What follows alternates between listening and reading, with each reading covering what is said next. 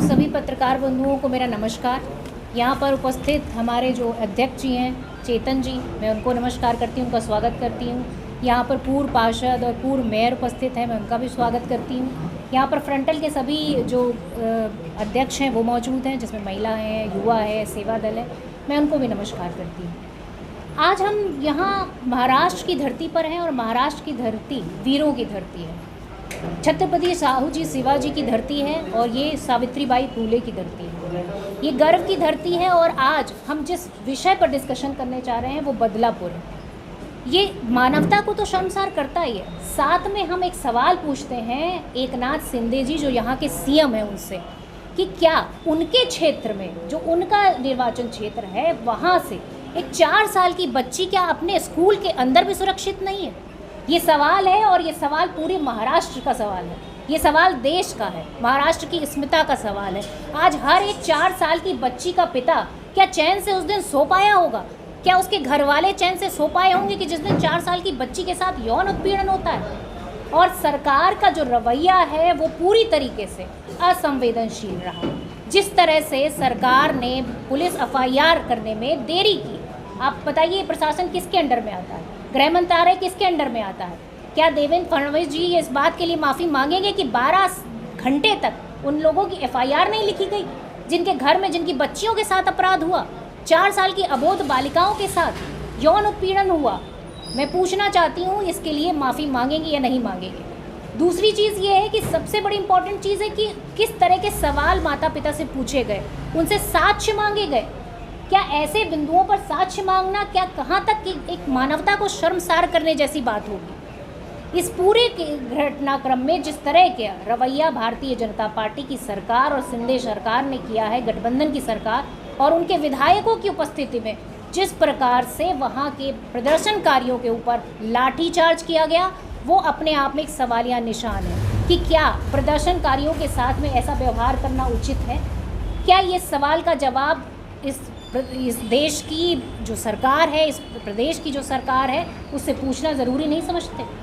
हम पूछना चाहते हैं कि किस तरह से उन 300 एफआईआर की गई जो प्रदर्शनकारी हैं उनके ऊपर 70 से ज़्यादा लोगों को अरेस्ट करा गया। क्यों अरेस्ट किया गया? क्योंकि वो सिर्फ और सिर्फ प्रदर्शन कर रहे थे, अपना जो है रोष प्रकट कर रहे थे। जिस तरह सरकार का रवैया था उस रवैया को लेकर असंतुष्ट थे और वो चाहते थे कि उस दुष्कर्मी के खिलाफ सख्त से सख्त कार्रवाई हो, पर उसके खिलाफ कार्रवाई करने की जगह 2 दिन तक स्कूल प्रशासन टाल मटोल करता रहा। मैं सवाल पूछती हूँ, स्कूल प्रशासन किस तरह से जिम्मेदारी अपनी निश्चित करेगा? सिर्फ कांग्रेस पार्टी ही नहीं बल्कि हाईकोर्ट की टिप्पणी भी पूरी तरीके से क्लियर है कि किसी तरह से एसआईटी जांच में स्कूल के प्रशासन पर किसी तरह की कोई कार्रवाई नहीं की गई है। एफआईआर में कोई नाम दर्ज किया गया है क्या? ये सवाल है मेरा। जिस तरह से पुलिस की जो पूरी प्रक्रिया रही वो पूरी तरीके से संदिग्ध रही, जिस तरह से स्कूल प्रशासन पूरी तरह से संदिग्ध रहा, मुझे लगता है कि पूरी तरीके से बचाने की कोशिश की गई। क्यों बचाने की कोशिश की गई? क्योंकि स्कूल प्रशासन में भारतीय जनता पार्टी के नेता मौजूद थे, भारतीय जनता पार्टी से जुड़े हुए सदस्य वहाँ उस बोर्ड में मौजूद थे, इस वजह से उसे बचाने की कोशिश की। सवाल ये उठता है कि जब एक महिला पत्रकार उस मुद्दे को लेकर जनता के बीच में आती है और गुहार लगाती है कि इंसाफ मिलना चाहिए, इस केस में न्याय मिलना चाहिए, तो उस महिला से जो यहाँ के पूर्व मेयर हैं वो सवाल क्या पूछते हैं? वो सवाल पूछते हैं कि क्या आपके साथ ऐसी कोई घटना हुई है जिस तरह से आप रिएक्ट कर रही हैं? कितनी शर्मनाक सवाल पूछा उन्होंने। मैं पूछना चाहती हूँ कि क्या उनके खिलाफ ये सरकार, शिंदे सरकार, कोई कार्रवाई करेगी या नहीं करेगी?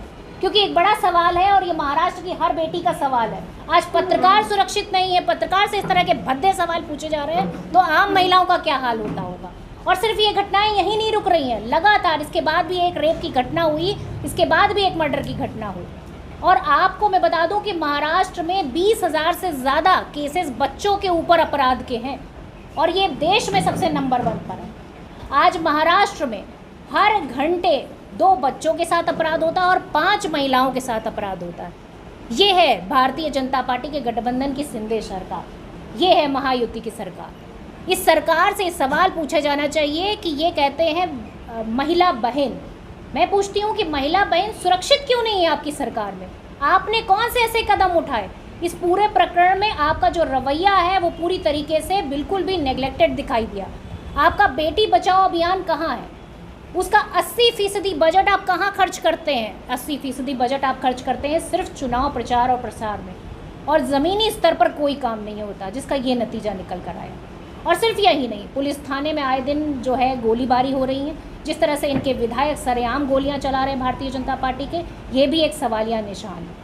सवालिया निशान है कि भारतीय जनता पार्टी की और जो सिंधे सरकार है, ये गवर्नमेंट है, महायुक्ति गवर्नमेंट, ये पूरी तरीके से लॉ एंड ऑर्डर में फेल नज़र आती है। महिलाओं की सुरक्षा के लिए कांग्रेस पार्टी पूरी तरीके से प्रतिबद्ध है, क्योंकि महिला सुरक्षा एक बड़ा और इम्पॉर्टेंट इशू है। जब निर्भया कांड हुआ, उसके बाद निर्भया फंड बनाया गया। निर्भया फंड से महिलाओं की सुरक्षा के लिए कानून बनने चाहिए थे, उनके लिए पूरी तरीके से वो फंड उन्हीं को समर्पित होना चाहिए, पर उस फंड को भी ये लोग खर्च नहीं कर पाए और ज़मीनी स्तर पर कोई काम नहीं कर पाए। आज महिलाओं की अस्मिता को लेकर जब सवाल पूछे जाते हैं तो इनके नेता मुँह चुराते नजर आते हैं। आप बताइए, क्या कार्रवाई उनके खिलाफ होनी चाहिए जो प्रदर्शनकारी हैं? कार्रवाई उनके खिलाफ होनी चाहिए जो उस अपराध में लिप्त हैं। कॉलेज, स्कूल के प्रशासन के लोग लिप्त हैं, और उसके साथ में स्कूल का प्रशासन अगर जिम्मेदार नहीं है, एक सीसीटीवी कैमरा नहीं है वहाँ पर। आप बताइए कि कोई बच्चों का स्कूल होगा, वहाँ सीसीटीवी कैमरा नहीं है, इस चीज़ को सुनिश्चित कौन करेगा? क्या सिंधे सरकार करेगी इस चीज़ को सुनिश्चित? और जब प्रदर्शनकारी प्रदर्शन कर रहे थे तो सिंधे जी छुट्टी मना रहे थे। तो ये हकीकत है महाराष्ट्र की, और महाराष्ट्र की जनता की और महिलाओं की।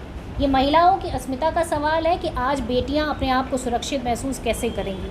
सरकार इसके ऊपर क्या ठोस कदम उठाएगी? कांग्रेस पार्टी लगातार इसका विरोध कर रही है। कल हमने जो है महाराष्ट्र बंद का आह्वान किया है। सोलापुर में जो हमारे अध्यक्ष जी हैं और हमारा जितना भी फ्रंटल संगठन है, सब ने मिलकर यहाँ पर पूरी तरीके से बंद का आह्वान किया है। और बंद के साथ में हमारा ये भी एक जो है रिक्वेस्ट है कि पूरी तरीके से इस केस में न्याय होना चाहिए। इस केस में पास्को एक्ट के तहत उस मुजरिम को पूरी तरीके से सज़ा होनी चाहिए, और ऐसी सज़ा होनी चाहिए जो नज़ीर बनकर पेश हो, ताकि फिर कोई दरिंदा किसी बच्ची की तरफ आँख उठाकर न देख सके, ताकि फिर कोई हैवान व्यक्ति किसी बच्ची के साथ हैवानियत ना कर सके। मेरा ये सवाल है कि क्या सरकार अब सुनिश्चित करेगी कि स्कूलों में सीसीटीवी कैमरे होने चाहिए?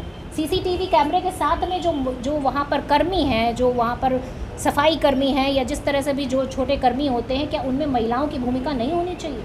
उनके में महिलाओं की भूमिका होनी चाहिए, ताकि बच्चों को सुरक्षा मुहैया करा सके। इन सारी चीज़ों को सुनिश्चित करना काम है, और साथ में उन लोगों के खिलाफ एक्शन जितना सख्त किया गया, जिस तरह से हथकड़ियाँ लगा के उनको जो प्रदर्शनकारी हैं वो निकल रहे हैं, उनकी वीडियो वायरल हो रही है, उससे साफ जाहिर होता है कि सरकार की मंशा क्या है। सरकार इस मुद्दे को दबाना चाहती थी, पर ये मुद्दा अब दबेगा नहीं, क्योंकि ये महाराष्ट्र की बच्चियों का सवाल है।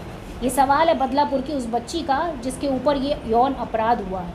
आप बताइए, एक बच्ची के मानसिक पटल पर कितनी बुरी तरीके से ये सारी चीज़ें छप जाती हैं, ताकि वो जीवन भर इन चीज़ों को कभी भूल नहीं पाएगी। ये अन्याय है, ये अपराध है, और इस अपराध और अन्याय की इतनी सख्त सज़ा होनी चाहिए ताकि कभी भी कोई भी इस घटना को क्रम देने से पहले 10 बार सोचे, उसकी रूह कांप जाए। इस तरह के जो है पूरी तरीके से सरकार को सुनिश्चित करना चाहिए। और हम चाहते हैं कि इसमें जो स्कूल प्रशासन की जो भूमिका है वो भी पूरी तरीके से सुनिश्चित करनी चाहिए। जो भी स्कूल के जिम्मेदार लोग हैं उनके ऊपर कार्रवाई होनी चाहिए। स्कूल पर अभी तक किसी तरह की कोई कार्रवाई ना होना ये अपने आप में साबित करता है कि किस तरह से भारतीय जनता पार्टी अपने लोगों को बचाने का काम कर रही है। तो इस पूरे केस से निकल कर यही आता है कि आज महिलाओं की स्थिति, चाहे वो देश हो चाहे वो महाराष्ट्र हो, हर जगह पूरी तरीके से नेगलेक्ट की जा रही है। जब महिलाओं की सुरक्षा की बात होती है तो हमारी जब खिलाड़ी बेटियां दिल्ली में वहाँ पर धरना प्रदर्शन देती हैं तो उनको घसीटा जाता है। आप बताइए, प्रज्वला रवन्ना जैसे लोग इनकी पार्टी में मौजूद हैं, इनकी पार्टी के गठबंधन में हैं, क्या आप बताइए क्या ये वैसे लोग हैं जो उनका समर्थन करते हैं, मंचों से उनके लिए वोट मांगते हैं? और मैं सिर्फ इस बात को जानना चाहती हूँ कि क्या ऐसे बलात्कारियों का, क्या ऐसे शोषणकर्ताओं का क्या इसी तरह से बचाती रहेगी सरकार? कब तक? इन बेटियों की अस्मिता का सवाल है, इन बेटियों की इज्जत का सवाल है। और आज कांग्रेस पार्टी मांग करती है कि महिला सुरक्षा को लेकर पूरी तरह से सरकार को अलर्ट होना होगा, नहीं तो पूरी तरीके से हम एकजुट होकर इसका विरोध करेंगे। और पूरी पार्टी, चाहे वो जो है गठबंधन हो, हमारा पूरी पार्टी इस महिला सुरक्षा को लेकर पूरा एक बड़ा आंदोलन खड़े करेगी। और इसके लिए पूरी तरह से जिम्मेदारी तय करी जाएगी सरकार की, क्योंकि ये सरकार जिस तरह से ढीला साजी कर रही है इस केस में, उसे साफ जाहिर होता है कि सरकार कहीं ना कहीं अपने आप को बचाना चाहती है इस केस में। पर हम उनकी जो जिम्मेदारी है उसको भी सुनिश्चित करेंगे। साथ में महिला सुरक्षा हमारे लिए एक बड़ा मुद्दा रहेगा, क्योंकि महाराष्ट्र में चुनाव आने वाले हैं और महिला सुरक्षा एक बड़ा मुद्दा है। इसको लेकर कांग्रेस पार्टी पूरी तरह से सतर्क है और कांग्रेस पार्टी पूरी तरह से प्रतिबद्ध है महिलाओं की सुरक्षा के लिए, और महिला सुरक्षा एक बड़ा मुद्दा इस चुनाव का रहेगा। और मैं इसके साथ में महाराष्ट्र की सभी लोगों को प्रणाम करती हूँ। जय महाराष्ट्र, जय भारत। आपके कुछ